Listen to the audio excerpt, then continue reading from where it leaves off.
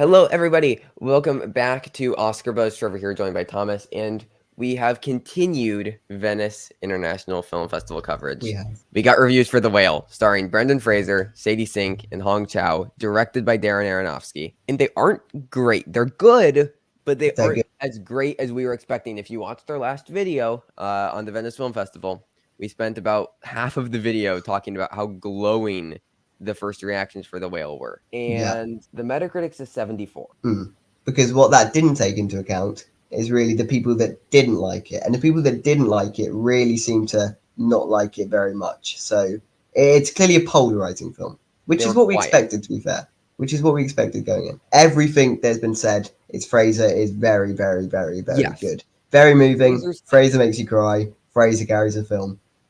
So, like, he could win. He could very easily win. But also supporting actresses are also very strong. Like Sadie Sink, we sort of expected to be the frontrunner. Hong Chau apparently is quite good as well. So, like, I don't know, there could be some battle though. I've almost been hearing that Hong Chau is better than Sadie Sink. Like, so yeah, but then again, it comes down to the fact where Sadie Sink is a more popular name, bigger face. So like, yeah. No, it's like, yeah. I mean, and even the negative reviews, like the reviews that are like at a 40 are saying Fraser's good, Hong Chau is good, and the movie just isn't as good as the rest of them. Like in Sadie Sink as well. Like all three performances are very good, and the rest of the movie just doesn't live up. And then the positive reviews are just focusing on how phenomenal the performance is. So I still think this can get into adapted though. I mean, it's weak, so maybe. It feels like it isn't a lock in adapted screenplay, but it still feels like it can happen. Sadie Sink and Hong Chau both seem to be good. Sadie Sink got one or two bad reviews, but like I don't know. I still think that Sadie Sink is stronger than Hong Chau. I still think that she's going to be very good in the movie personally. Just for me, but like I think like Fraser and at least one of the actresses is in likely Sink. Adapted probably. It's on the bubble. Well, probably. Well, yeah. I mean, there are a couple of stuff. I don't know if I'd have it in, but I might. I'll leave it as that. I'll leave it at that. Yeah.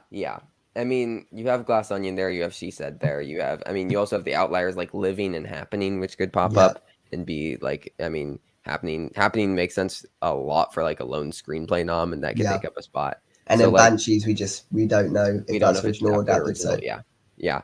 So like, if anything though, feel good about the performances. All three performances it looks like are very good, and all three could happen, which makes supporting actors very hard because now we have The Whale, Women Talking, and The Son that could all be double nominated. Plus, you have obviously Michelle Williams. Yeah. Thank God Lily Gladstone is gone. That would have made this category really too full.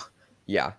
I mean, because yes, and Stephanie Sue's still there. So like, it's dropping by the day as we category.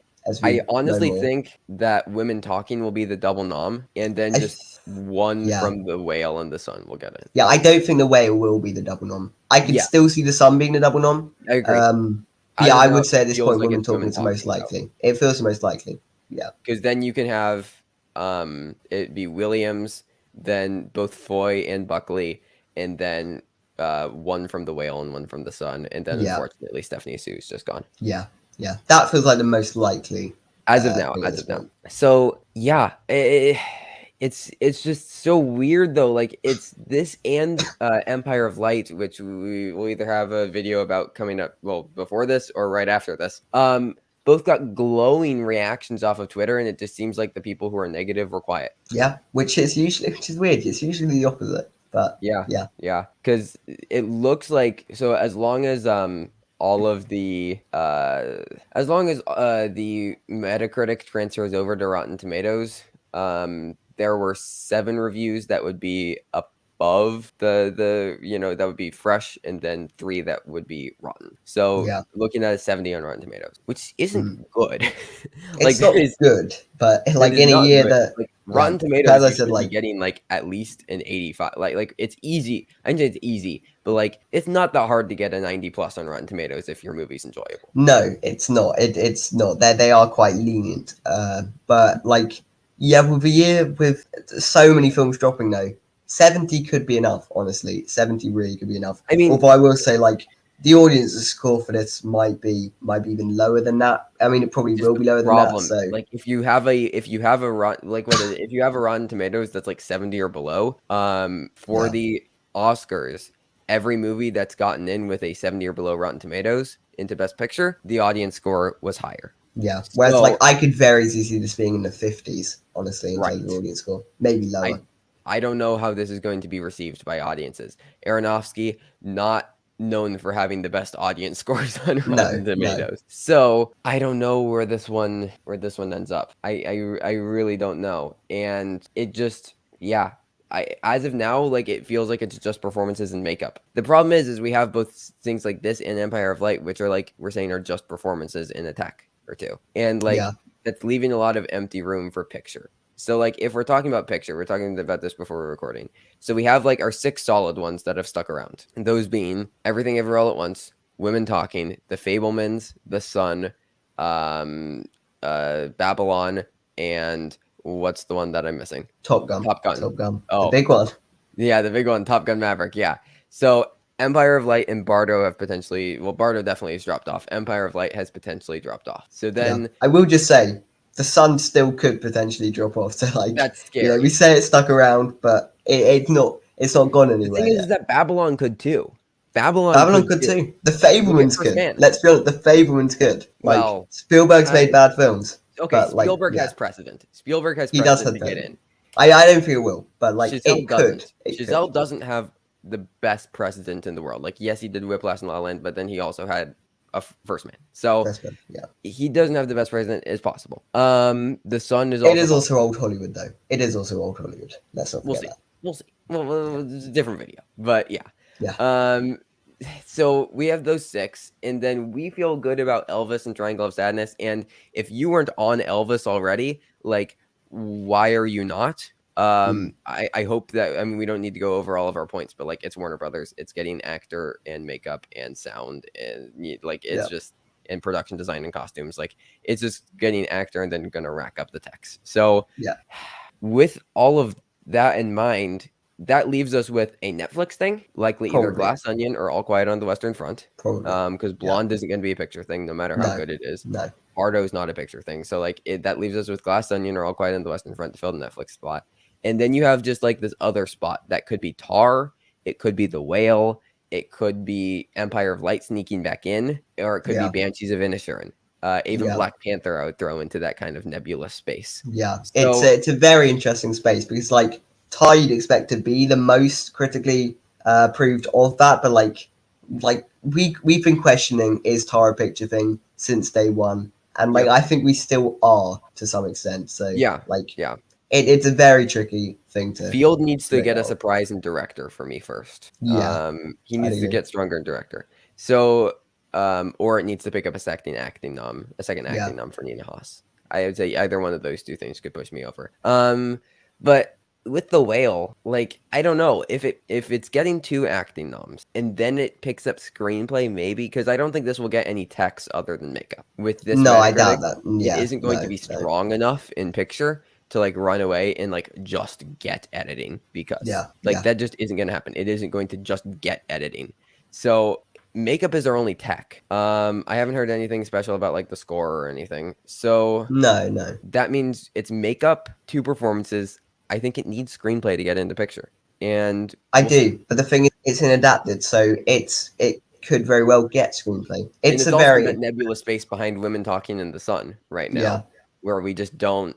There's like a bunch of things. Like you have, I mean, She Said, you have this, you have Glass Onion, you have Happening, you have Living, you have like so many things. So like we'll see. I am getting PTSD from all of these glowing Twitter reactions, and then a like just decent Metacritic.